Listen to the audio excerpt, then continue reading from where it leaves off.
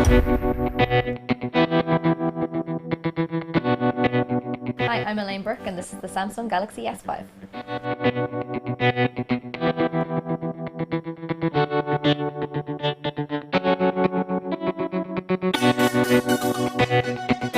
Samsung Galaxy S5 has a 5.1-inch display. It's still slim at 8.1mm thick and it doesn't feel too chunky in your hand. There's the standard notification LED here. You've got proximity sensor, infrared sensor here. You've got two mics, one at the top and one at the bottom. Your home key has a built-in fingerprint scanner. You've got a 2-megapixel front-facing camera, 16-megapixel rear camera with an LED flash underneath. And also here we've got the heart rate sensor. So when you put your finger here, you can test your heart rate using the S Health app. And we've shown that in our first look video. And you've got an NFC chip embedded in the battery pack here. And your multi-purpose jack with a cover. So this is where you plug in your USB to charge, and the reason why it's covered up in this device is that it's been waterproofed. So the rear backing of the Samsung Galaxy S5 has the perforated look, and it does look good, but it doesn't feel great. It's kind of reminiscent of styrofoam meat packaging, especially in the white version. But the benefit of having a removable plastic back is you've got a removable battery. Components are easier to access, so for repairs and for replacing a worn out battery, you've got a better device for that. There's rubber sealing on the back here as well, and that's also part of the waterproofing. You can see here it's actually quite flimsy and thin, and this kind of adds to the non-high-end feel of the device that a lot of critics have been complaining about. If you're used to like an all-metal device like the iPhone or the HTC, it just doesn't feel as premium. When you replace the cover, you need to make sure that everything is sealed tight and that this cover for the jack is also sealed tight, because if it does get wet and any of those components have been loosened in any way, the waterproofing is redundant. So we're just going to wet the device here, do something sacrilegious to a brand new smartphone. Oh no, I spilled water on my Samsung. So the S5 is IP certified to 1 meter depths for up to 30 minutes. It wouldn't be completely waterproof if you brought it into a waterfall or if you're caught in some waves, but we're not going to go on some extreme adventure. We just want to know if it will work if we got caught in a downpour. Touchscreen works okay when your hands are wet, but it will maybe freeze a bit and there'll be some lag. It just doesn't work nearly as smoothly as when everything's dried off. So unlike a device like the latest Sony Xperia devices, the waterproofing technology doesn't really apply to the touchscreen. So I wouldn't go diving and taking underwater pictures with this one because it's probably not going to work. So the materials might be a little on the cheap side and the waterproofing could probably be a bit more extensive, but something that Samsung hasn't scrimped on is the display. It's a Super AMOLED 5.1-inch display, as we said. It's super bright. Even at the moment it's only at about 50% brightness, and it's still much brighter than any other smartphone that we have on the premises at the moment. If you wanted to change the screen brightness or access a number of other really commonly used settings, you swipe down on the notifications menu and you've got your notifications if you had any. You've got a few settings here that you can adjust. You've also got some new things like S Finder, which will open up a search module that will actually search the entire phone for you. So if I search for Samsung, we get Samsung apps, we get music files that have been supplied by Samsung, so they've got the Samsung name in them. We've got Samsung files, S-Planner reminders that Samsung has already preloaded onto the phone for me, and web history pages that I've visited that contain the word Samsung. So it's a really extensive search tool and could be really handy if you're trying to find things on your phone but across a bunch of different services. We've also got Quick Connect, and this opens up the devices available nearby that you can connect to. It's a really easy way of, say, transferring files via Bluetooth or connecting to a set of wireless speakers. Another new gesture that we can do is a 2-finger swipe down on the notifications panel, and that brings up this full menu of quick change settings. Now I can edit this menu and put some different settings into the quick panel from the first screen that we saw. But if you want rapid access to a full menu of your settings, this is the easiest way to do it. So the kind of things that you can access in this menu, Samsung already has a 2800 milliamp battery, which is plenty of power. But you can optimize this even more by switching on the ultra power saving mode or the power saving mode. Obviously ultra power saving will give you more power, and So if you wanted to try and get a whole weekend out of your device, maybe that's the one to go for. You've also got access to your private mode here, which we also dealt with in our first look video, but I'm just going to show you here how the fingerprint scanner is still working, works just fine even after we've wetted the phone. Another feature we can switch on from this menu is touch sensitivity. Once I turn this on, the touch screen becomes more sensitive. So if you are using the phone in winter and you don't want to take your gloves off to operate the touch screen, this is what you'd use. Samsung has advised that not all materials will work perfectly in this mode. Leather gloves are apparently supposed to work the best, but if I don't have gloves because it's summer, but if I try to do it with this material, which is just your average hoodie, I can actually operate the phone even better than I could when I was using the wet fingers, so it works pretty well.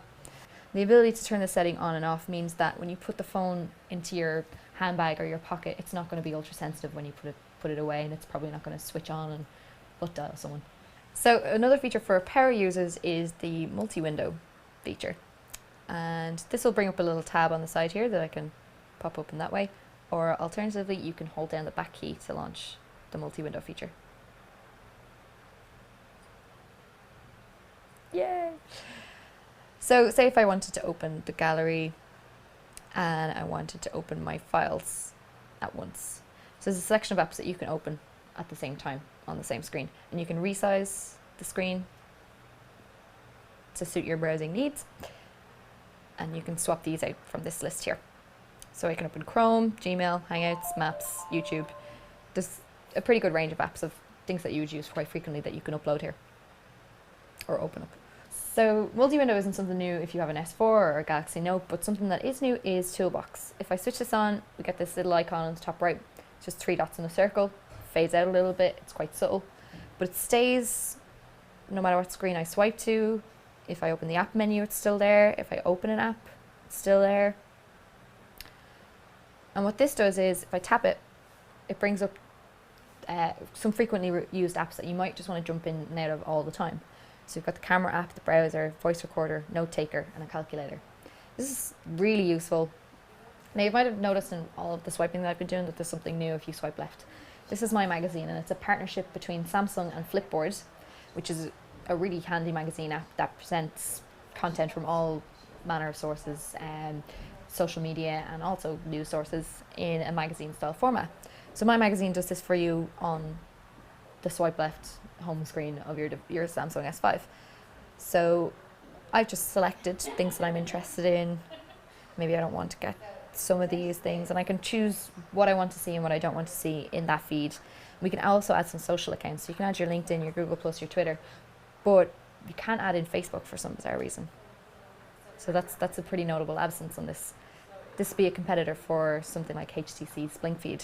And you can see it's used the same kind of concept of leading with images, and they're full bleed images, so it's quite striking to look at. But the odd time you'll get things like Twitter updates, or maybe an update from Google Plus that doesn't really have an image and it stands out quite starkly, it just doesn't have the same great layout. Some other new widgets that you get on your home screen once you take the Samsung out of the box is Geo News, which will let you know if there's going to be flooding in your area or an earthquake anytime soon, which would be handy if you were in an area where that kind of thing happens often. And Galaxy Essentials, which is really just a vehicle to promote Samsung powered apps and Samsung partners.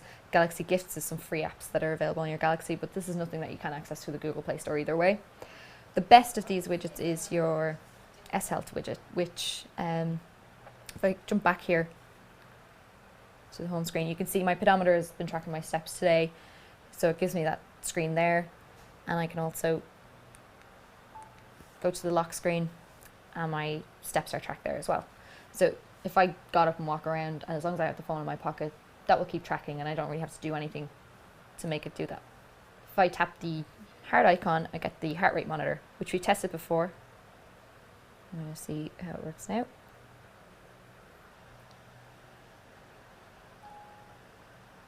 As you can see, you need to be really still and really quiet for the heart rate monitor to work, which isn't essentially an ideal thing, especially if you're working out, if you're anywhere noisy, or if you're trembling from an extreme workout. It's not going to work out so well.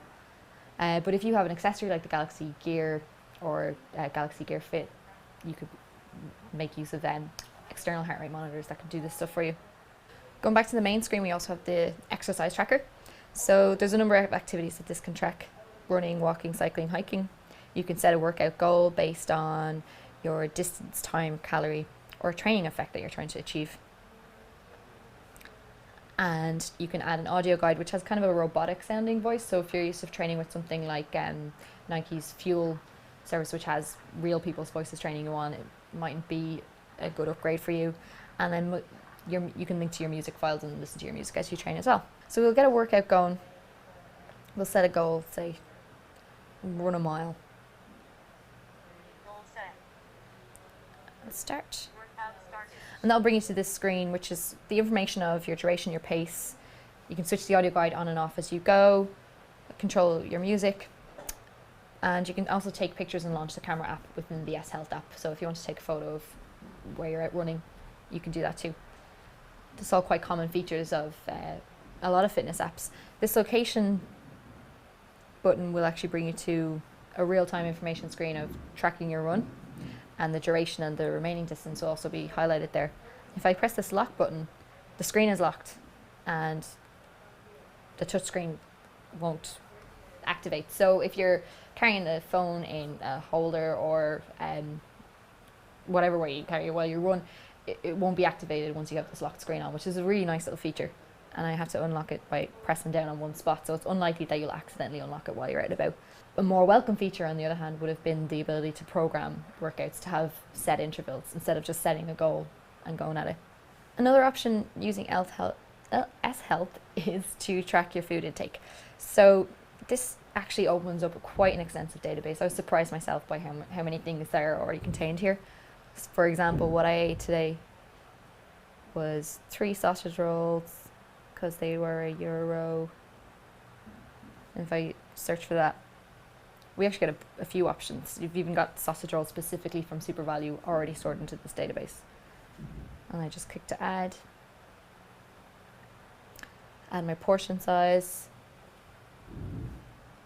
done.